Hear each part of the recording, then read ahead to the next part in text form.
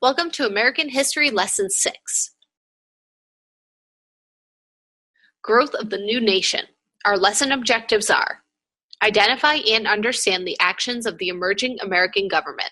Identify how European powers impacted the policies and actions of the United States. Identify key figures responsible for the creation of the American government. Identify and understand the actions behind the early expansion of the United States. The new American government in action. The Constitution created only the bare structure of a new government. President George Washington and the First Congress had to write the details. National courts were created with the Judiciary Act of 1789. The law provided appeals in federal courts for any decision that was believed to violate the Constitution. The Departments of State, War, and the Treasury were created. The three heads of these departments and the Attorney General would become the President's advisors or cabinet. Secretary of State Thomas Jefferson and Secretary of Treasury Alexander Hamilton disagreed about the direction of the nation. Hamilton believed in a strong central government and economic policies that would favor businesses and industrial leaders. Jefferson preferred greater state power and policies that favored farmers and smaller independent businesses owners. The North primarily supported Hamilton, and the South primarily supported Jefferson. Hamilton created an ambitious economic plan. He wanted to establish a national bank, hoping that wealthy people, by investing in the bank, would be firmly committed to helping the new government succeed. He wanted the federal government to take over the states' war debts. This was not well accepted by the southern states, who had already paid off most of their debt. Hamilton convinced Congress to enact his plan. He won the support of the Southern lawmakers by proposing that the nation's capital be moved from New York City to a new site on the Potomac River. To follow through on this, Congress created the District of Columbia and created the plans for the new capital city. The disagreements between Hamilton and Jefferson produced two political parties. Hamilton and his supporters who favored a strong central government were called Federalists. Jefferson and his supporters who wanted to limit the power of a central government were called Republicans. Western Pennsylvania farmers protested the federal tax on whiskey because using the corn crop to make whiskey was their main source of income. Washington used federal troops to stop the rebellion, and this established the authority of the federal government. The Old World's impact on the United States. While the United States government began to form, the French government began to fall. Many Americans supported the French Revolution's early attempt at liberty. However, the bloody reign of terror that followed lost American support. The American government was forced to make a decision when France declared war on Britain. Jefferson wanted to repay the French for their support during the Revolutionary War. Hamilton wanted to help Britain. Washington was able to keep the nation neutral on the issue. In the meantime, the United States negotiated a treaty with Spain, resulting in Spain forfeiting its claims to land east of the Mississippi River except for Florida. Problems formed in the Northwest. The British continued to keep forts in the area, which was a treaty violation. Conflict with Native Americans resulted in more whites settled in the region. General Anthony Wayne defeated the Miami tribe in the Battle of Fallon Timbers in 1794, which ended any Native American resistance in Ohio. Around this time, the British agreed to close their forts. The treaty did not resolve other issues, though, and many Westerners remained unhappy. Politics after George Washington.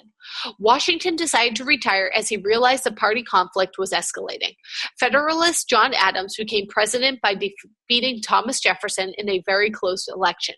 Adams was skillful at keeping the United States out of the European wars, but this was not supported by his own party. When he signed the Alien and Sedition Acts, he distanced the Republicans. These were laws that increased the time required for an immigrant to become a citizen and allowed the government to punish anyone whose words or actions were considered dangerous to the United States.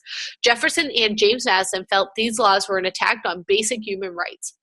The Virginia and Kentucky resolutions state that states had the right to declare a national law void if they disagreed with it. Other states did not follow this position.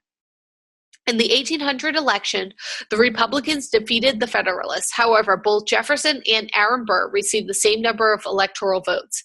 Hamilton intensely disliked Burr and persuaded his supporters in the House of Representatives to vote for Jefferson.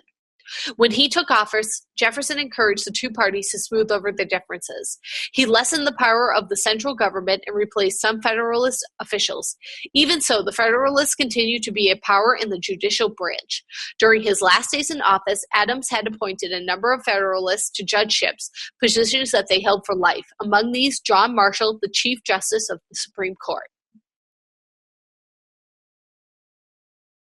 Marshall's court soon ruled on an important case.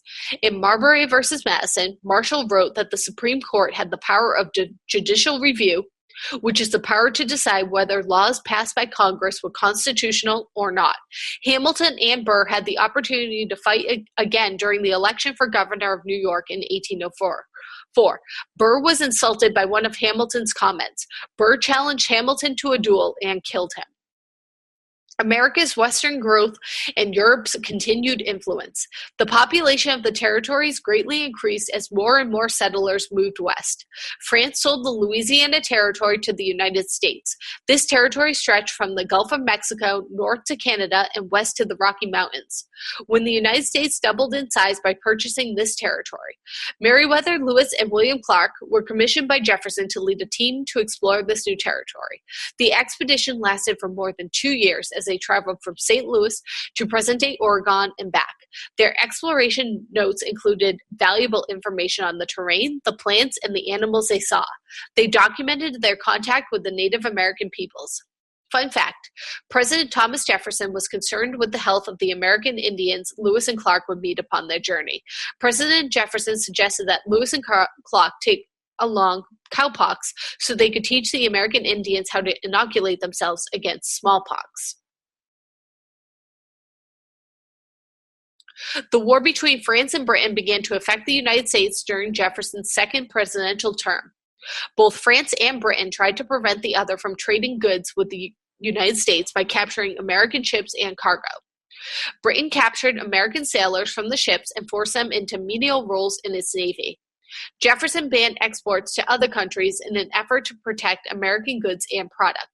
This only harmed American business, though, and Congress ended the embargo.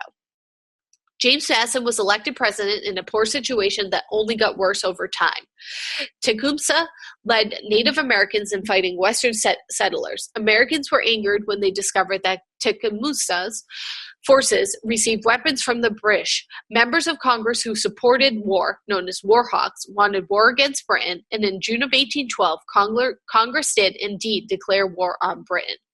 In the beginning, the War of 1812 went badly for the Americans. Then a U.S. naval fleet defeated the British on Lake Erie, resulting in the Americans taking control of Detroit. In 1814, the British entered Washington to burn the Capitol and the White House. In the early part of 1815, General Andrew Jackson defeated a British force in the Battle of New Orleans. But this victory came after negotiators had already settled on a peace treaty between the United States and Britain. Even though the Treaty of Ghent ended the fighting, the United States and Britain still did not agree on how to resolve any disputes between them.